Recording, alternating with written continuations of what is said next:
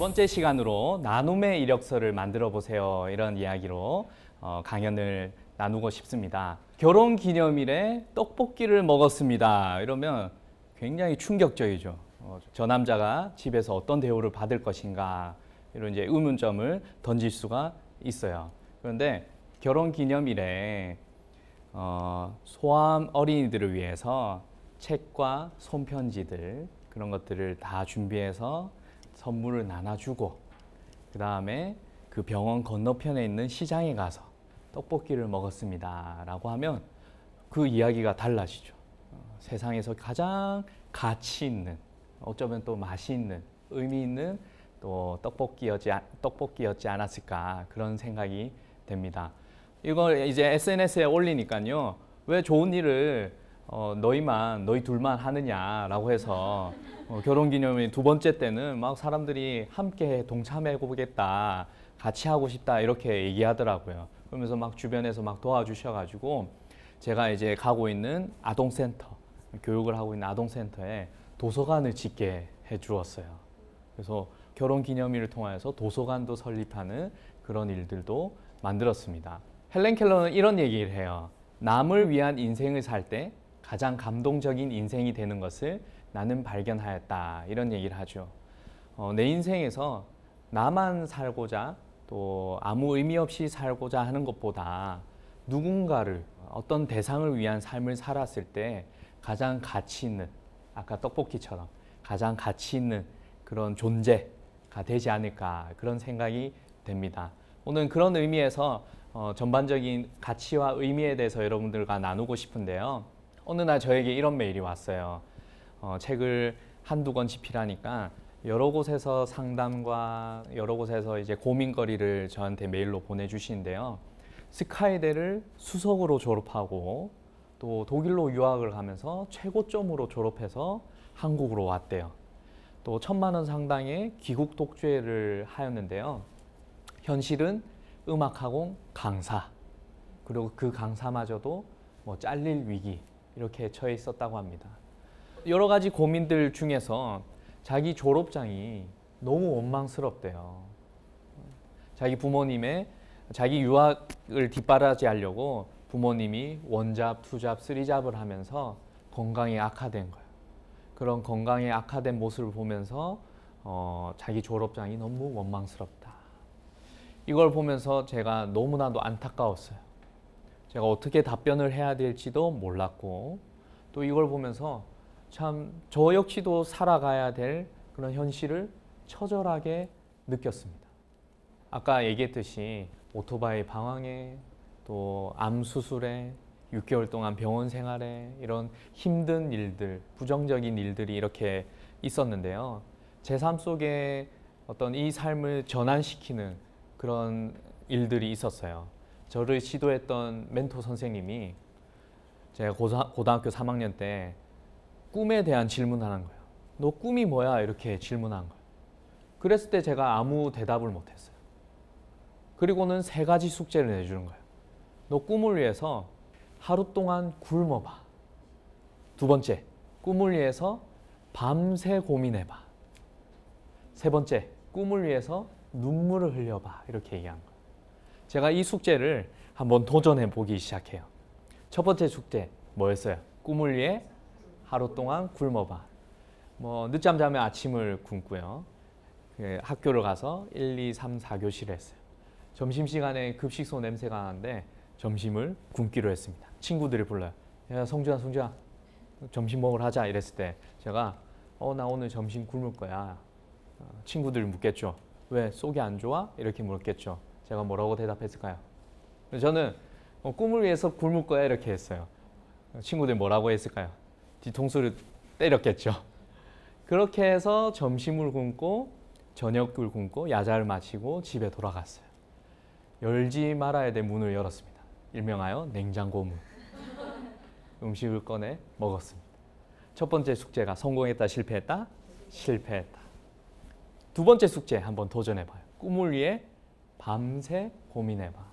침대에 올라가서 시계를 탁 폈어요. 밤 10시였던 거예요. 시계를 덮고 내가 꿈을 위해서 한번 고민해봐야지. 이때 당시까지만 하더라도 제가 공부를 위해서 밤샌 적이 없어요.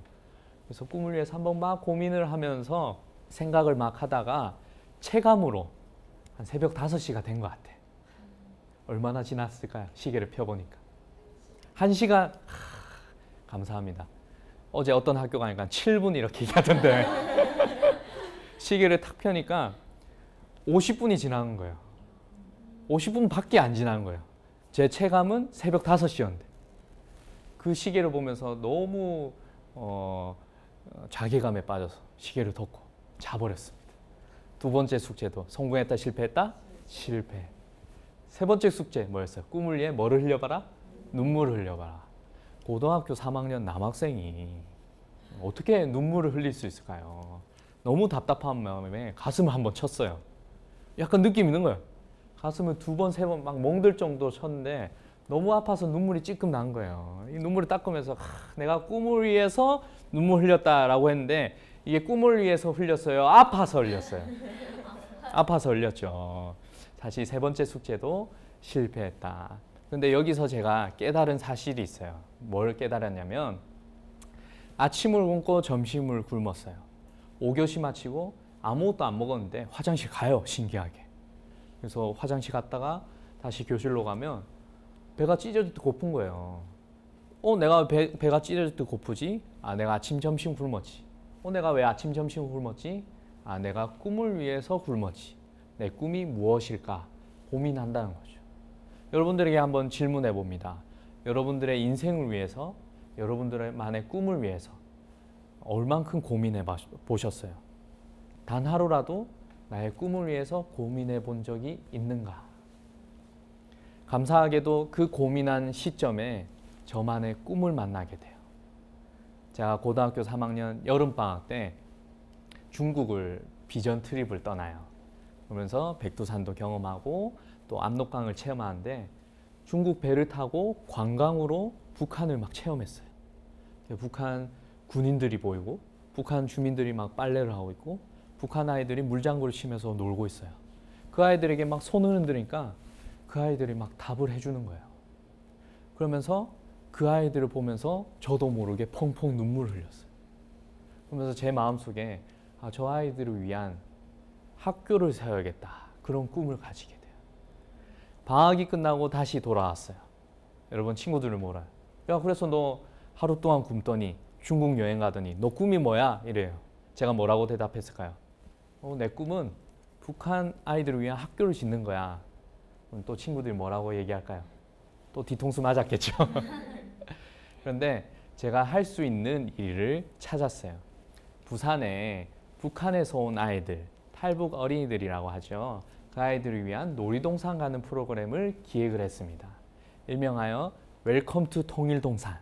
이렇게 해서 제 대학생 때 동아리를 통하여서 SNS를 통해서 봉사자를 모집했는데 서울, 대전, 대구, 부산, 제주도에서 봉사자가 모집되는 거예요. 그리고 대학생 동아리였는데 막 300만 원의 후원금도 모집된 거예요. 이 행사가 정말 성공적으로 치러졌어요. 당시 통일부에서도 굉장히 적극적으로 응원을 해주었습니다. 이 행사를 하면서 이 아이들에게 어떻게 하면 의미 있는 선물을 줄 수 있을까라고 고민하면서 일명하여 통일맨 쿠키를 만들었습니다. 쿠키에다가 이제 태극 문양을 넣어서 아이들에게 선물을 줬는데 너무나도 애들이 좋아했어요. 여기에 어떻게 하면 에피소드를 넣을 수 있을까 고민하기 시작했어요. 통일맨 이런 시나리오를 기획을 하다가 이런 것을 만들었어요. 통일 레인저. 굉장히 허접해 보이죠. 제 대학생 때 대학 후배들하고 기획을 해서 이렇게 만들었고요. 저희도 부끄러운 줄 알았어요. 그래서 새벽 5시에 일어나서 학교 뒷산에서 사진 찍었어요. 아무도 없을 때. 당시 남학생은 저랑 자취했던 학생이고요. 당시 여학생은 저의 여자친구, 지금의 저의 아내가 되어 있어요. 그렇게 해서 인터넷에 이렇게 올렸습니다. 여긴 통일본부다. 통일본부를 공격하는 무리가 있다. 이렇게 인터넷에 올렸는데 파워레인저 어때요? 식상하잖아요. 근데 통일레인저는 통일 분야에서 신선한 거예요. 통일부 블로그에서 베스트가 되고 이걸 보면서 어떤 잡지사에서 저에게 연락이 와요. 통일레인저 기획자죠. 이거를 정식 만화로 기획을 합시다. 이렇게 얘기해요. 그래서 진짜 만화가 이렇게 나왔습니다. 저는 통일 레인저 만화 작가로 먼저 데뷔하게 돼요. 자, 그런데 참 꿈이라는 게 재밌어요. 참 불가능한 것도 가능하게 되더라고요. 잡지사에서 저에게 연락이 와서 통일 레인저 만화로 제작합시다. 혹시 그림 그릴 줄 아세요? 이렇게 묻는 거예요. 여러분, 제가 그림 그릴 줄 알았을까요? 그림 그릴 줄 모르니까 이 짓거리 했겠죠. 저 그림 그릴 줄 몰라요 라고 하니까 그림 작가 붙여줄게요 라고 하는 거예요. 글 쓸 줄도 몰라요 라니까 글 쓰는 법도 가르쳐 줄게요 하는 거예요. 그렇게 해서 통일 원정대라는 만화를 기획하게 되고 만들게 되고 이게 이제 전국 초등학교에 도서관에 배포가 되었어요. 그래서 어디 학교에 가서 이걸 내가 만들었어 라고 하니까 전교생이 줄 서더라고요. 야, 내가 왜 유행해? 뭐 그래? 내 누군지 알고 이렇게 사인 받으려고 해? 이렇게 하니까 우리 학교에서 베스트셀러야 이렇게 얘기하더라고요. 초등학생들에게 베스트셀러 작가로 이렇게 자리 잡게 되었습니다. 사람들은 불가능에 뒤통수 치고 무슨 통일 레인저야 이렇게 하지만 또 다른 사람들은 페이스북에 막 좋아요를 눌러주고 있고 이 사람 특이하네? 야, 이 사람 대단하네? 이렇게 다 지켜보고 있어요. 저를 지켜보던 제 대학 교수님이 법인 사무국에 사무국장으로 스카웃을 해요. 교수님이 이제 북한 탈북민들을 돕는 그런 여러 가지 일들을 하다가 13억 규모의 건물을 기부받게 되고 이걸 통해서 정부 기관의 재단 법인으로 설립하게 되는데 이 법인을 운영 관리할 사람으로 저를 지목해서 27살에 제가 사무국장으로 스카웃이 됩니다. 그러면서 어떤 일을 해야 될까 이렇게 하다가 이곳에서 탈북 청소년 학교, 장대현 학교를 개교하게 되고 저는 그 학교에서 결혼식을 했어요. 이 학교 개교식에 제가 이제 사회를 보려고 막 준비를 하면서 이렇게 아침에 준비를 하고 이제 가는 길에 갑자기 머릿속에 환상이 지나간 거예요. 제가 고등학교 3학년 때 배 위에서 봤던 그 아이들이 이렇게 머릿속에서 스쳐 지나가는 거예요. 그 아이들이 탈북해서 한국으로 오면 다닐 수 있는 학교, 그 학교를 부산에서 개교하게 된 거죠. 제 고등학교 때 그 해 연도가 2004년도였어요. 이 학교가 개교한 게 2014년도. 꿈을 10년 만에 이루게 되는 거예요. 아, 이걸 보면서 꿈도 준비 과정, 뜸들이는 시간이 필요하구나. 밥도 뜸들이는 시간이 있듯이 꿈도 뜸들이는 시간이 필요하구나. 그래서 우리 청년들에게, 20대들에게 빨리 꿈을 찾아라고 많이 권해요. 그리고 그 꿈을 준비하는 시간이 필요하다. 이렇게 말하고 있죠. 준비 시간에 뿐만 아니라 저처럼 누군가를 위한, 대상을 위한 그런 꿈이 필요해요. 톰 네스가 집필한 당신은 완전히 충전됐습니까? 이런 책이 있어요. 이런 책 속에 의미와 대인관계, 에너지 이런 것들을 굉장히 강조하는데요. 외적 동기를 가진 사람과 내적 동기를 가진 사람을 비교를 했대요. 같은 의사라도 나는 의사 가운을 입고 사회적 존경을 받으니까 그런 외적 동기를 가진 사람이 있고요. 한 집단은 의사 일을 통해서 환자의 건강을 살리고 그 건강을 살려서 가족과 행복해야 하는 그런 삶을 살 거야. 이런 내적 동기를 가진 사람이 있었어요. 이 두 그룹을 비교했을 때 행복 지수가 누가 높을까요? 당연히 내적 동기가 가진 사람이 높겠죠. 자, 그런데 이 사람들의 실적, 성과, 월급, 연봉, 심지어 사회적 지위도 점점점 내적 동기를 가진 사람이 늘어나더라. 이걸 발견했어요. 와튼 대학원에서는 콜센터 직원을 대상으로 이런 실험을 했다고 합니다. 전화 상담원이 매번 졸업생들에게 전화를 하는 거예요. 졸업을 축하드립니다. 우리 대학원을 위해서 장학금을 주십시오라고 했을 때 과연 졸업생 중에 좋아할 사람이 많이 없겠죠. 전화를 끊어버리거나 문전박대를 하거나 이런 분류가 많았는데요. 그 결과 이직률이 높아지고 주당 $400밖에 모금을 하지 못했대요. 근데 그 전화 상담원을 데리고 장학금 혜택을 받은 학생하고 밥을 먹게 했어요. 그러면 그 학생이 당신의 수고 때문에 내가 장학금을 받고 행복해요, 감사해요 이렇게 얘기했겠죠. 그 대상을 본 후에 이직률이 아예 없어지고요. 주당 모금액이 2,000달러로 높아졌다고 합니다. 대상을 생각하니까 성과와 실적이 점점점 높아지더라. 심지어 CT 분석 의사들이 있었다고 해요. 이 의사들이 오진율이 너무나도 많았다고 합니다.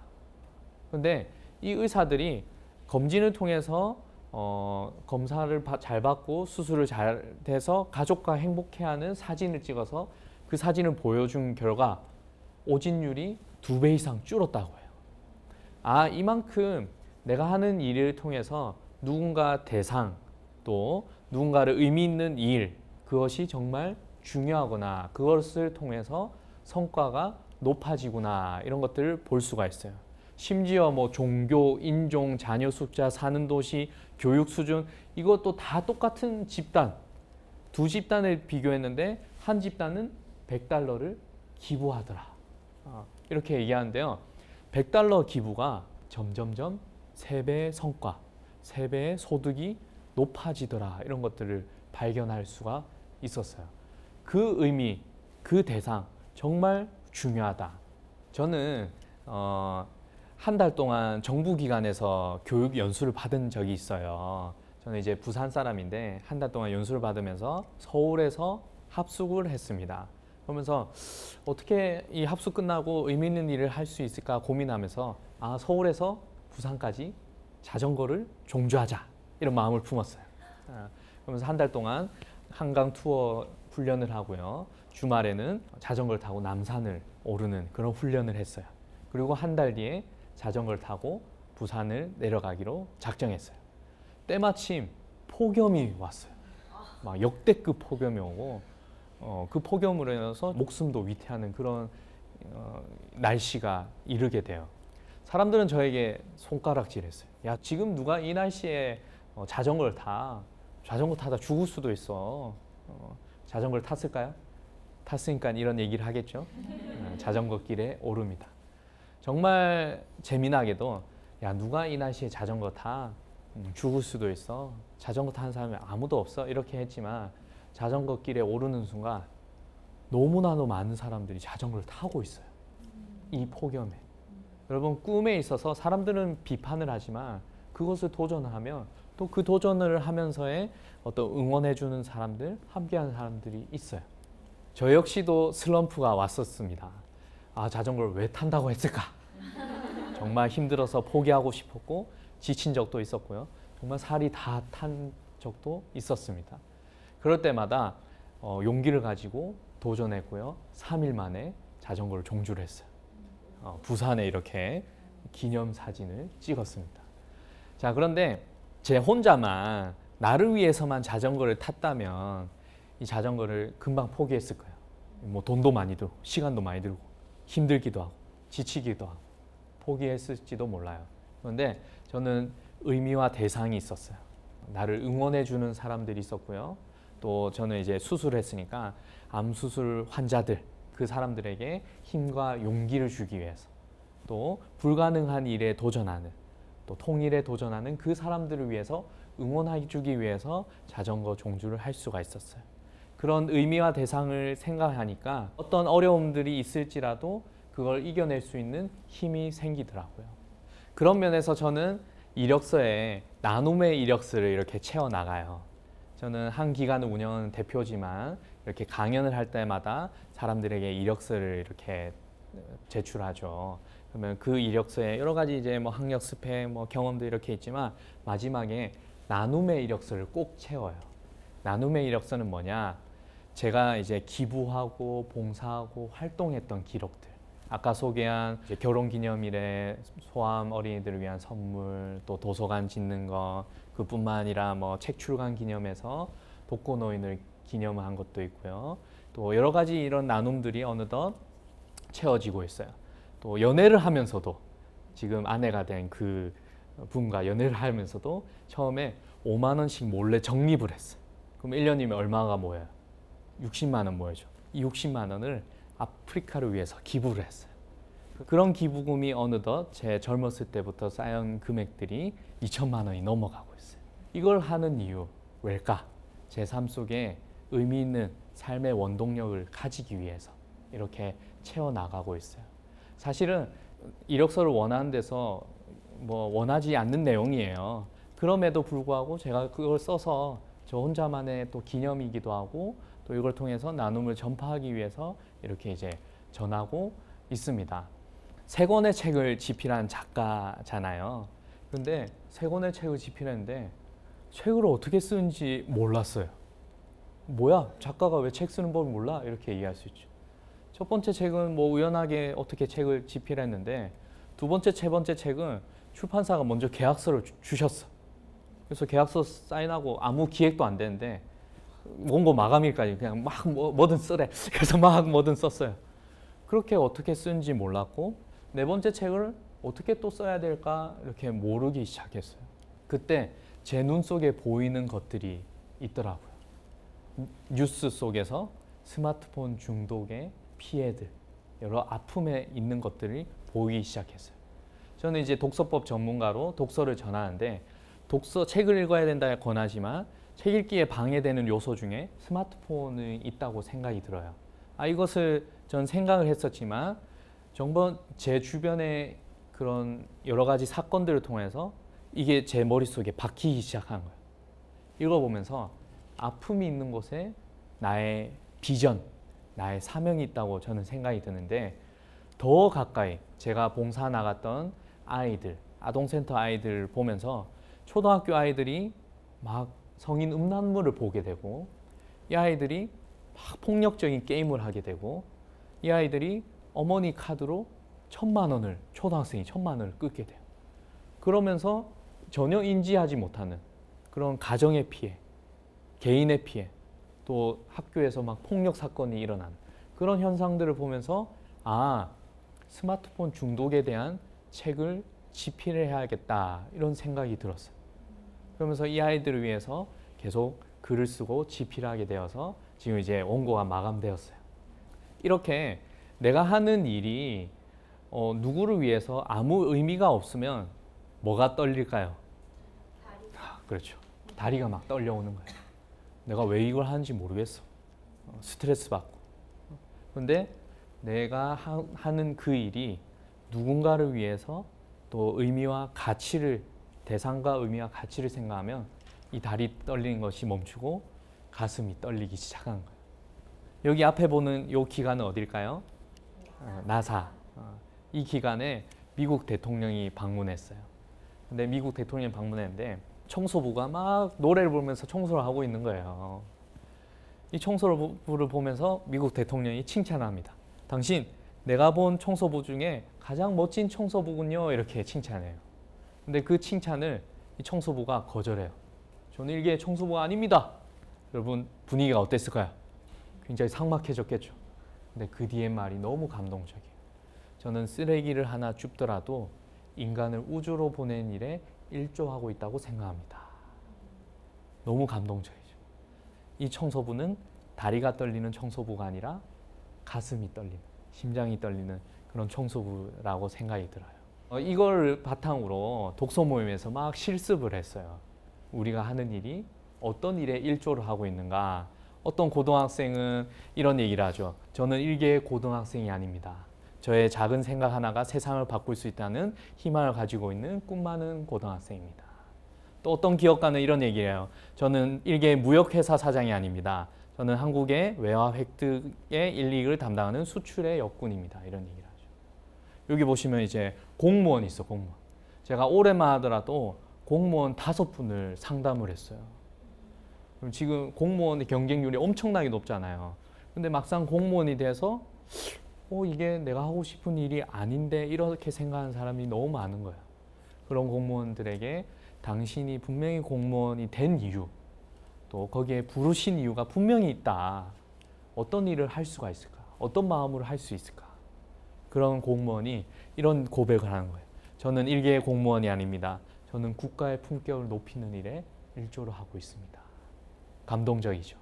마지막으로 한 고등학생 어머니, 저는 일개의 아줌마가 아닙니다.